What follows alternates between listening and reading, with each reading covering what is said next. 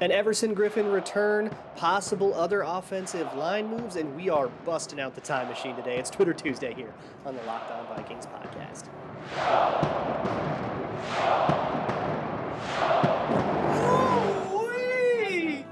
You are Locked On Vikings, your daily Minnesota Vikings podcast, part of the Locked On Podcast Network, your team every day.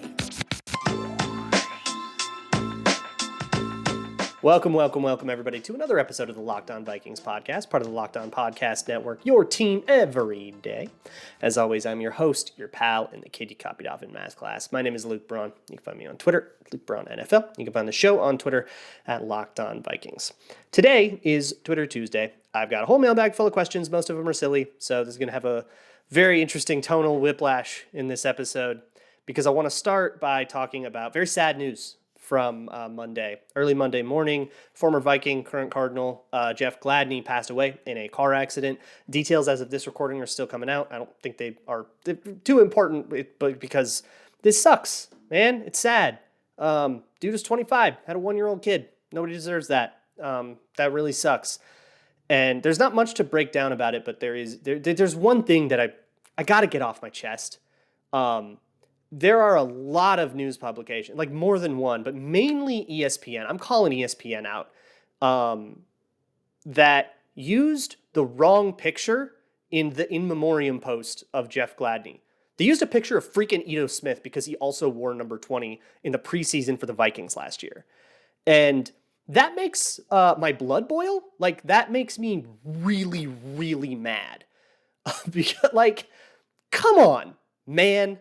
You're a professional news organization. Get the freaking picture right, dude. It does not take more than 2 seconds to Google image the right guy. Ito Smith looks nothing like Jeff Gladney, and I saw multiple publications make this mistake. So I don't care if I'm burning bridges. I don't care if I'm pissing people off. Get your freaking picture right when the dude dies. And I know a lot of people don't like Jeff Gladney because he was arrested for a domestic assault, and that's a complicated situation, and he was indicted and then acquitted, and there's a big conversation to have about that, and I don't need to get into the nuance of it right now. Even if you think he's the most irredeemable piece of trash ever, get the goddamn picture right in the in memoriam post, you absolute imbeciles. I get stuff wrong on this show sometimes. I'll make mistakes. I do a daily show. There's a lot of volume. You're going to mess a thing up here and there. I can Google image the freaking guy. All right, I know what the Viking dude looks like. It's such a goddamn shame that Minnesota-based publications, it's horrible for a national one, even worse for a local one, to not have the right freaking guy on the picture. It shows exactly the amount of carelessness that a lot of these publications have. It is absolutely unacceptable, and it is unfathomable to have the wrong Vikings number 20 in your picture, because Ito Smith doesn't even look like Jeff Gladney. They don't look even close to the same. They are absolutely different looking dudes, and it is a mistake of pure laziness. Now, you want to be lazy in your QB rankings article that you post in May, I get it. But when a dude dies, act like you give a crap about the human behind the jersey. And I think that's the problem here. That's what really bothers me, because it's such a tell that y'all don't care about the person. We are so poisoned. We're so wrapped up in the fantasy stats and the who's effective and who's performing well and are they going to get cut? Who's going to get benched? Should we trade for blah, blah, blah? We forget that these are goddamn people. They're human beings that are complex and that are bigger than the worst thing they did and smaller than the best thing they did, that I try really hard to understand, and I hope you get that on this show. And I'm really disappointed because it's very clear that a lot of sports journalism, including in the Vikings world, doesn't see these people as people. They see them as stories. They see them as little 800-word blurbs that you can get your column in and then go home. There's a lot that I can't do from this show, all right? I can't give you personal exclusive interviews with the Vikings superstars, not for lack of trying. But what I can give you, what I can promise you, is that I give a crap about the people behind the jersey because they mean something to me. And if they don't mean something to you, maybe you're in the wrong goddamn business. That's all I'm going to say. I don't want to get myself in trouble. Let's try to move past that because it's just incredibly disrespectful, and I have no problem disrespecting you in kind. Rob Nelson asks, do you think Griffin lands with a team this season? If so, best odds.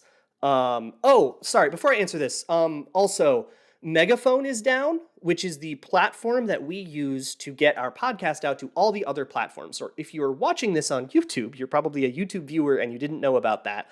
But if you are a person who usually listens to the audio part of the show and you're here on YouTube, welcome. What an interesting note to bring you in on. But hopefully Megaphone will be back in the next couple of days, and then I'll be able to re-upload all of the like backlog of shows, and you might be listening to this then. And again, what a strange note to come back to after like a 2-day absence it might be to you if you didn't go listen on YouTube. The show is on YouTube, and it's going to stay daily on YouTube for as long as YouTube's up, so YouTube's a little more reliable than some of the audio things sometimes. So anyways, yeah, that's a thing that we have to do. So come to YouTube and come just hang out on YouTube, and we'll be here on YouTube until Megaphone figures its business out. Anyways, do you think Griffin lands with a team? No, I think he's done. I think he was older. He was already having a lot of trouble with playing, and I think it might not have even been a great idea for him to try to play in 2021. I think he needs to be with his family. He needs to heal. And it's just more important than football. I think he's done enough football, and I think his life needs to move to its next chapter. Unscortunately, love that. Score North should make that a segment. Unscortunate. Come on, that's perfect. I hope Phil Mackey is listening, and Judd, right? Yeah. Why do you think the Vikings haven't made a more aggressive move to improve the offensive line? I don't think Treader is a smart option, but if the goal is to build up Kirk, I think there has to be a less risky and higher ceiling move than Reed, Davis, and Ingram. Yeah, I hear you. So the truth that you're not gonna like it. I think I say this every mailbag because everybody is so confused at how possibly a team can like Bradbury. They do. They just disagree with you, man. They like him. They're just not gonna. They're gonna keep everything it says that they're gonna have him play, and he's just gonna be the dude. He'll play out his contract. Probably won't get a second one. He'll leave in free agency, and then we get a center next year. But he's gonna play this year, and they're gonna see if switching to mid zone helps him out a little bit, or whatever. Yeah, it's really that simple. And it's as much as you can disagree with them, that's fine. But it is truly that simple. I have a whole bunch of other questions to get to. My rant went a little longer than I thought it would. But let me first talk to you about your car and how you got to take care of your car. If you hear a noise, if a light comes on, get that thing fixed. But if you're worried about how much that's going to cost, that's super understandable. It's super bad how much that costs all the time. And a lot of that, though, is because if you go to the wrong mechanic, they're going to upcharge you kind of on the assumption that you're not going to know any better and you're just going to pay whatever they say it costs. But you can save a little money. If you go to rockauto.com, first off, you can get anything you need for your car. Jumper cables, like safety supplies, which are really important to have. Or if you're a gearhead and you totally know what you're doing, you're like a do-it-yourself, or you could get like anything. Just enter your make, year, and model of whatever car you're working on, and they'll give you like a really broad catalog of anything you could possibly want. But if you're just a regular old person like me, and you just want to save a little money at the mechanic, a lot of mechanics will let you get away with this. Try ordering the part that they say you need online at Rock Auto. They'll ship it straight to your door and then bring them the part and say, here, I procured my own. Can I just pay you for the labor? Most mechanics will go for it. So you can try something like that. It's rockauto.com. Whatever you buy there, make sure you let them know that Locked On sent you. Because if you don't, the rabbits will never Google image a player again. Rock Auto, amazing selection, reliably low prices, all the parts your car will ever need. Thanks again for making Locked On Vikings your first listen. I guess your first watch of the day, because you can't listen to it right now because Megaphone is kaput, and so it's not on iTunes or Spotify or anything. It will be. It'll be back, all right? I promise it'll all be back, but come join on YouTube. There'll be rabbits. There just were rabbits on YouTube. The next question comes from Ragnar's Ghost, who asks, would a back seven of all versatile players, Derwin James, Isaiah Simmons, etc., work well? So, of all versatile players, yes, that is essentially what every team is chasing right now. They're all trying to do it. The days of specialization are over. The days of versatility are here. We want everybody to do everything. And the days of, of an Earl Thomas who's very good at this thing, and he's not a box safety, but he's very good at range, like those types of players, that's over. It's time for the do-it-all Tyrann Mathieu types. But a back seven made of all of those players. So I think you don't mean like what the Cardinals have, because the Cardinals kind of do have that. They've got a lot of Buda Bakers. And it works okay, I think. But you probably mean like all defensive backs. That is a sub package, and I think it can work okay. I mean, eventually you get too light, you're going to get run on. But famously, Lamar Jackson in 2019 or 2018, the year before his MVP year, that was his rookie year, right? Lamar Jackson makes the playoffs with the Ravens, and then the Chargers solved him, and that's how the Chargers solved him by 7 D-backs. And a lot of those D-backs were like safeties and hybrid players. And I mean, they had like bottom roster dudes. It would be like the Vikings solving Lamar Jackson by putting Josh Metellus out there. Like, it was super, super cool. And it worked. And all that speed like helped take care of the Lamar Jackson run game. And then he had to throw, and it was his rookie year, and he wasn't, that was way out of the comfort zone. It was way different than what he was used to in college. And so he kind of fell apart in that game. It was a really cool way to do it. So at least as a sub package, yes, in the most extreme case, but there are teams that are going for something like that. The Cardinals come to mind as one of them. The Chargers a little bit too, with Brandon Staley. But yeah, it's pretty dope. Brandon Till asks, it seems Kwesi prioritized speed and tackling in the draft. Do you think he targeted players with the explicit intent to improve special teams?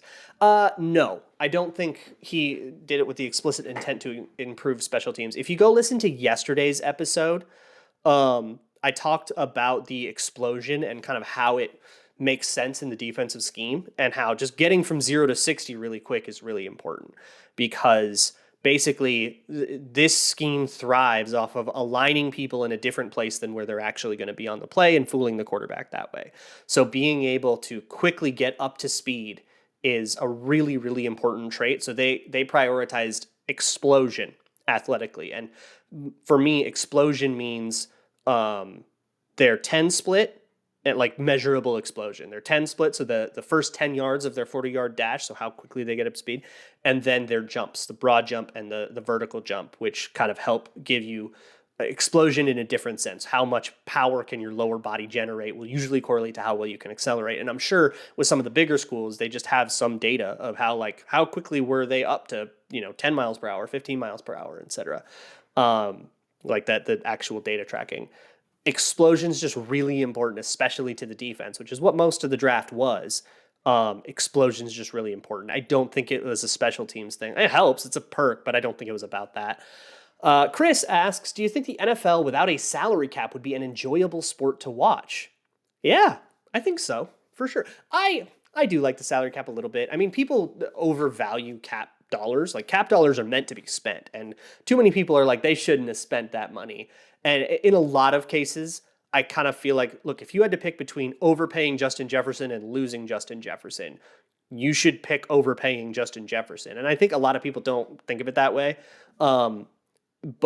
And like, if you're picking between overpaying Justin Jefferson and properly paying Justin Jefferson, well, obviously you'd pick to pay him less, but he's going to have something to say about that. And there we have negotiation, and it's economics. And I like talking about economics. I think it's kind of fun. But without a salary cap, you would just have something like baseball, which has a salary cap, but like functionally, it's like the Yankees can just kind of pay the fines, I don't know. I don't like baseball as a sport, but I don't think that's the reason for it. Like, it's not like you would just have some programs, kind of like in college. You would have some programs some teams that just always have a little bit more resource to throw around, and then you'd have smaller market teams that sort of need to be more creative about it. And that's how a lot of sports work. I think it would be perfectly enjoyable. If we're looking to make the sport more fair, I don't think that's what we would do, but it would get the players paid more. So, sure.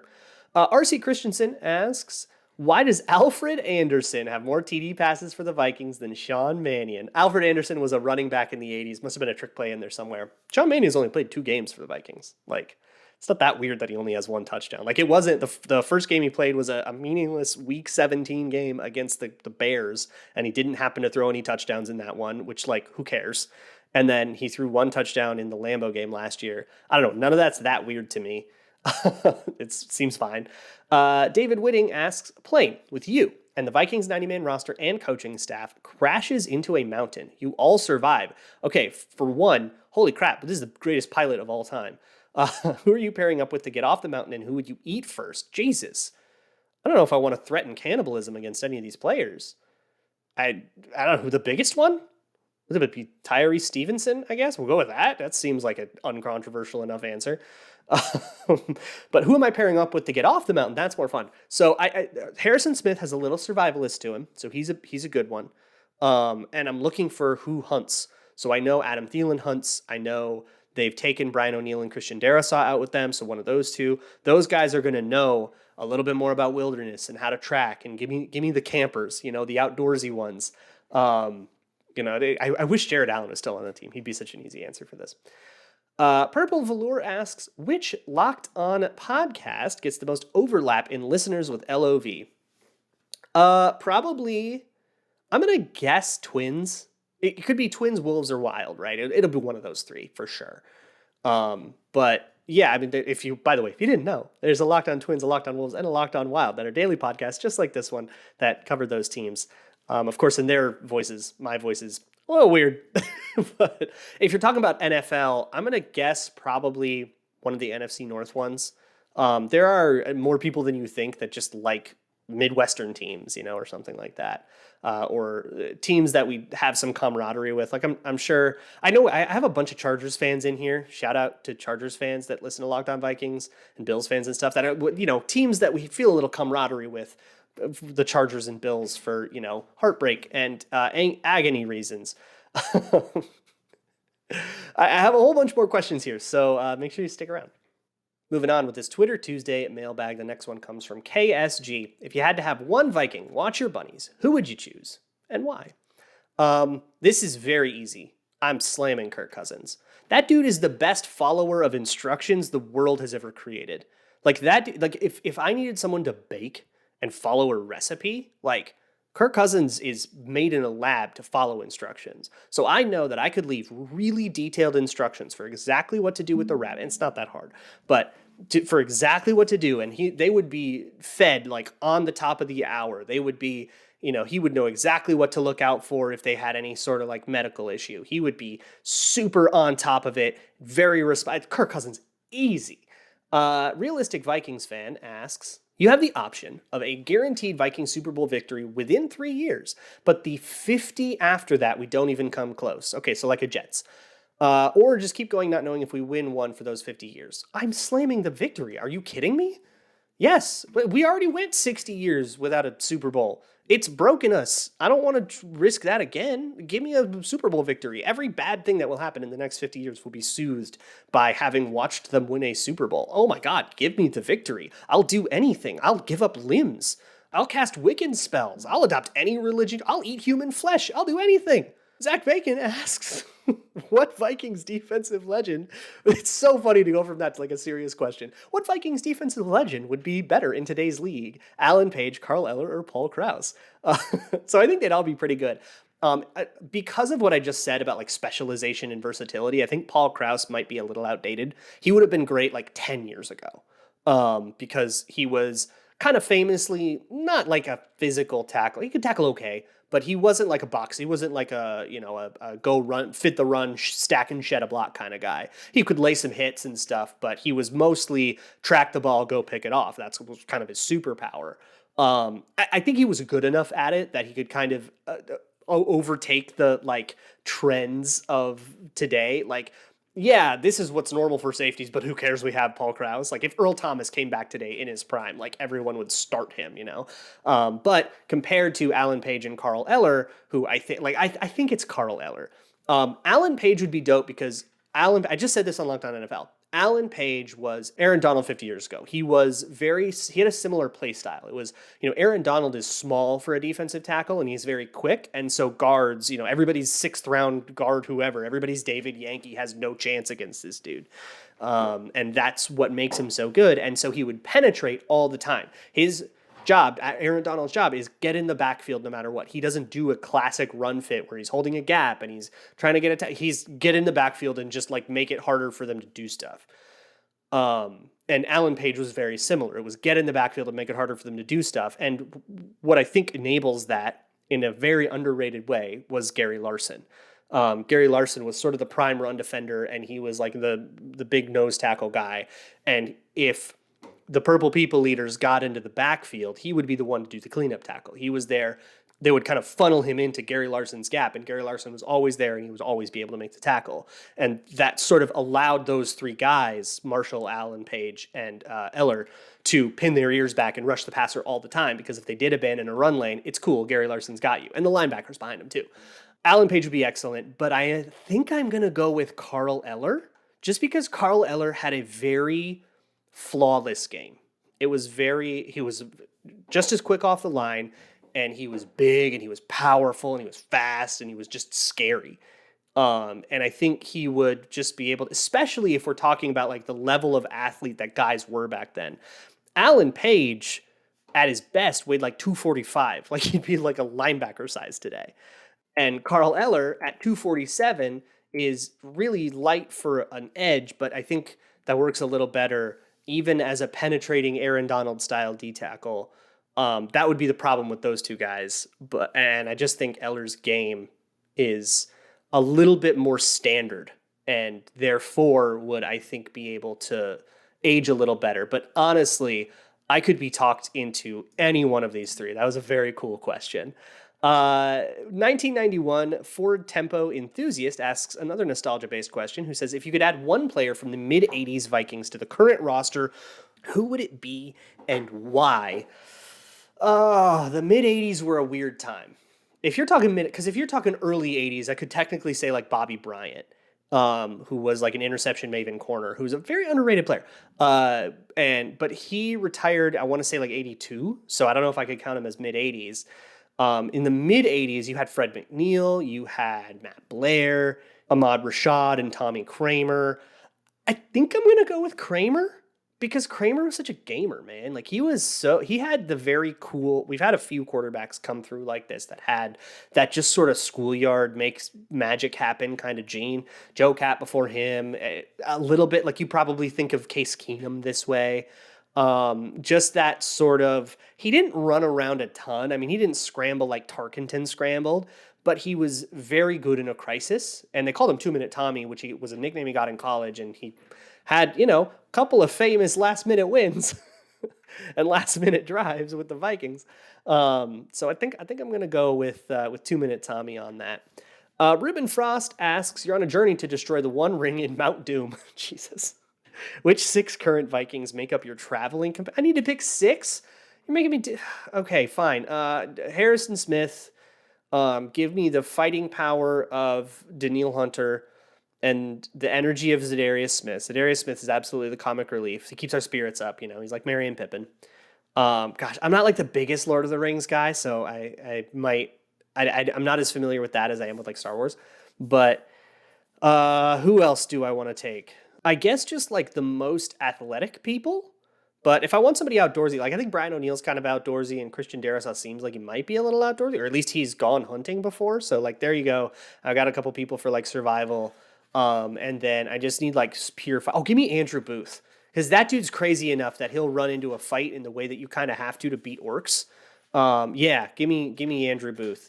Although if I'm worried about like corruption of the ring and stuff, I'd probably do different answers, but I'm too lazy to redo it. So that's my list. Brandon Fisher asks, in an apocalyptic scenario where you are doing what you have to survive, which of your bunnies are you eating first? Buddy, they're eating me. And that's not me saying I would valiantly lay my life down. No, I just know how this works, man. They're eating me. Waka Waka asks, who would win, the 53-man roster of the Vikings or 53 actual Vikings? So I made Waka Waka clarify, this is in a fight. And I am imagining an Anchorman 2 style, no rules but no face, but there's weapons fight. In which case, the real historical Vikings slay, man. They're like war machines. Like they were so famously fearsome.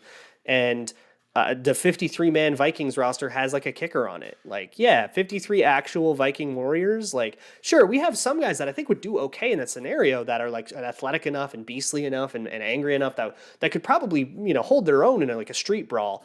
But then you also have Sean Mannions and, long snappers that, well, not long snappers, but like kickers and punters and stuff that immediately put the football Vikings at a numbers disadvantage. And then I think they would be just in being modern people, most of whom have not seen active combat, and the real Vikings probably have. I think they would just be so much quicker to route. Nate Stanley for starter asks the last one I'll do today, which is, are you pro or anti ketchup on a hot dog? Who's anti ketchup on a hot dog?